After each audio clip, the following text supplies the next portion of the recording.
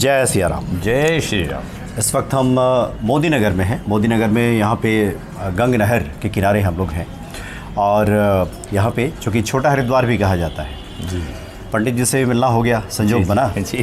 तो हुआ कि क्यों ना हनुमान जी के बारे में कुछ बातचीत हो जाए और पितृपक्ष की शुरुआत हो रही है, उस बारे में भी पंडित जी जानकारी देंगे कि भक्तों को किस प्रकार से पितरों को प्रसन्न करना चाहिए, क्या कुछ करना चाहिए। आपके सामने उपस्थित हैं पंडित ब्रजभूषण शर्मा जी। पंडित जी, सबसे पहले तो हम चाहते हैं कि हनुमान जी के बिना तो कलयुग का कोई भी काम संभव ही नहीं हो सकता। हम चाहते हैं हनुमान जी के बारे में कुछ बताएं, कुछ उपाय बता दें भक्तों को कि क्या कुछ करें वो इस पितृपक्ष में। जी। नमस्कार दोस्तों, पहले तो आप ये समझो हनुमान जी हैं क्या।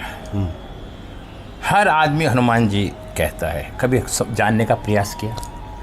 हनुमान जी ने हमेशा दूसरों की मदद करनी सीखी है। आप हनुमान जी के रूप को अपने अंदर उतारने का प्रयास कीजिए, दूसरे की सेवा करने का प्रयास कीजिए, तो आपको हनुमान जी आपके अंदर उतरते दिखाई देंगे। हमेशा ध्यान रखिए, जिस भी इष्ट को हम अपना मानते हैं, अगर हम तहे दिल से उसका अनुसरण करते हैं तो उसकी प्रकाष्ठा हमारे अंदर उतरती चली जाती है। हनुमान जी पितृ पक्ष में आपने कहा क्या? हनुमान जी एक इच्छा शक्ति हैं, हमारी विल पावर हैं। अगर हमारी विल पावर मजबूत होती है तो हम हर कार्य को करने में सक्षम हैं। अगर हमारी विल पावर कमज़ोर है तो हम कुछ भी नहीं कर सकते। अज्ञात भय बना रहेगा, हमें भूत का, प्रेत का, अज्ञात चीज़ों का डर हमारे अंदर बना रहेगा। फिर हम पंडित जी के पास जाते हैं, पंडित जी कहते हैं हनुमान चालीसा पढ़ो। हम अगर अपनी नकारात्मक सोच को ख़त्म कर लें तो भय रहेगा ही नहीं। भय रहने के पीछे हमारी ओवर थिंकिंग, अगर वो धीरे धीरे हमारी ख़त्म हो जाए तो हमारा सब कुछ ठीक हो सकता है। पितृ पक्ष के अंदर हमें इच्छा शक्ति, मैंने बताई, पितृ पक्ष के अंदर हमें पितरों को, अपने जो भी हमारे पितर हैं, उन जो भी श्राद्ध होता है उसको यथावत हमें करना चाहिए। अब कुछ लोग कहते हैं जी हमें श्राद्ध का नहीं पता, हमारे पितरों का नहीं पता। ऐसे बहुत लोग हैं जिन्हें ज्ञान नहीं है। उन्हें मावस वाले दिन विधि विधान से पूजन करके और अपने पितरों के निमित्त, यदि आपकी क्षमता है तो किसी ब्राह्मण को जिवाइए, यदि आपकी क्षमता नहीं है तो आप गंगा जी के किनारे जाएं और श्राद्ध करें और जो भोजन है गाय को और गंगा जी को समर्पित करते हैं। कोई भी व्यक्ति कह देता है कि पितृपक्ष है, मतलब पितृदोष है। हाँ बिल्कुल। जब राहु की जिस ग्रह पे दृष्टि पड़ेगी वो पितृदोष उसका बन जाएगा। अच्छा, अगर सपोज करो सूर्य पे पड़ती है तो हमारे पिता तुल्य जितने भी परिवार के बुजुर्ग व्यक्ति हैं उनका पितृदोष हुआ। अगर हमारे चंद्रमा पे पड़ती है तो हमारा माता के पक्ष के जितने भी पक्ष हैं, ताई वगैरह हो, जो फीमेल रिलेशन, तो उनका पितृदोष हुआ। और यदि राहु की दृष्टि गुरु पे पड़ती है तो हमारे परिवार का पितृदोष हुआ। अब आप भ्रांतियों में ना फंसें, इसका सम्य अच्छा उपाय बताता हूँ। आप 5 हफ्ते 5 मावस गंगा स्नान करके आए। जब गंगा स्नान करने के लिए जाएं तो अपनी क्षमता के अनुसार लड्डू लेके आए बेसन के। आधे लड्डू अपने घर पे रखें, अपने पूजा घर में, और पितरों से प्रार्थना करें कि हे पितृ देवता, हम आपको भोजन देने के लिए गंगा जी पे आ रहे हैं। अच्छा। क्योंकि पितरों का वास हमारे गंगा के किनारे होता है। राहु जो शांत होता है वो गंगा से होता है। क्यों? अब मैं आपको बताना चाहता हूँ दूसरे शब्दों में। राहु उर्दंगी है, पानी से उसे डर लगता है। पानी चंद्रमा का कारक है। चंद्रमा क्या है? मन है, बुद्धि है, सोच है। राहु उर्दंग है, वो उसकी बुद्धि को जब भ्रमित नहीं कर पाता तो राहु का असर नहीं हो पाता।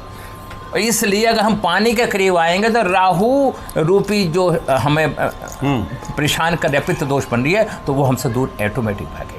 तो ये आधा लड्डू जो आपने कहा बेसन का घर पे रखना है और बाकी अब आधा लड्डू गंगा जी में जाएं, गंगा जी के बीच में नाव में बैठ के, जैसे भी आप जा सकते हैं जाए, और अपने पितरों को याद करते हो गंगा जी में छोड़े कि ये हम भोजन आपके लिए लाए हैं। आप ये सवेत रहें और समय समय पे हम आपका भोजन करते रहेंगे। दोस्तों, फ्री का इलाज बता रहा हूँ।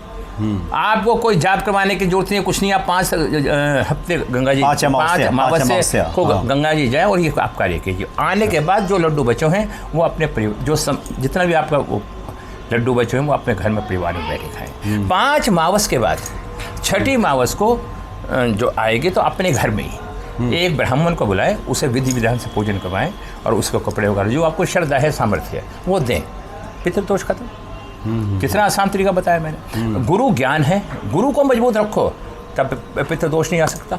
पितृदोष बुद्धि को खराब करता है और गुरु बुद्धि को ठीक करता है और चंद्रमय बुद्धि को ठीक करता है। जब हमारा मन मजबूत होगा तो कोई अटैक कर पाएगा हमारे पे। अच्छा पंडित जी, आजकल किसी भी समस्या के लिए ज़्यादातर लोग जो ये पितृदोष बता देते हैं, कहते हैं कि अगर ये परेशानी है तो ये पितृदोष ही है।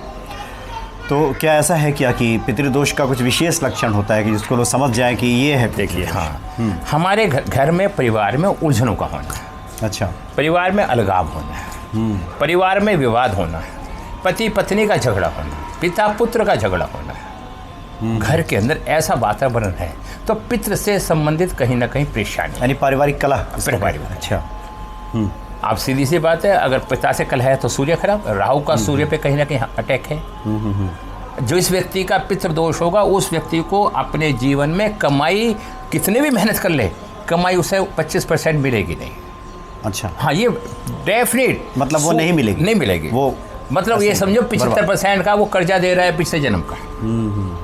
कारण क्या होता है कि आपने सुना होगा, हम मेहनत बहुत करते हैं लेकिन हमें सैलरी टाइम से नहीं मिलती, हमारी प्रमोशन नहीं होती। ये सब हमारे पितृदोष का ही कारण है, सूर्य खराब का ही कारण है। जीवन में जो यश दिवाता है वो सूर्य ही दिवाता है। सूर्य यश दिवाता है, धन का कारक है, प्रसिद्धि का कारक है। अगर सूर्य खराब हो जाता है, राहु से ग्रस्त हो जाता है, तो ये सब चीज़ें खत्म हो जाएंगी। जिसका सूर्य खराब हो जाएगा वो जगह जगह थूकता फिरेगा। अच्छा, आपको बताओ, जितने जहाँ तहाँ लोग थूकते हैं, आपको दूसरा हंसी की बात आई है, जितने लोग तंबाकू खाते हैं उनका सब पर सूर्य खराब है।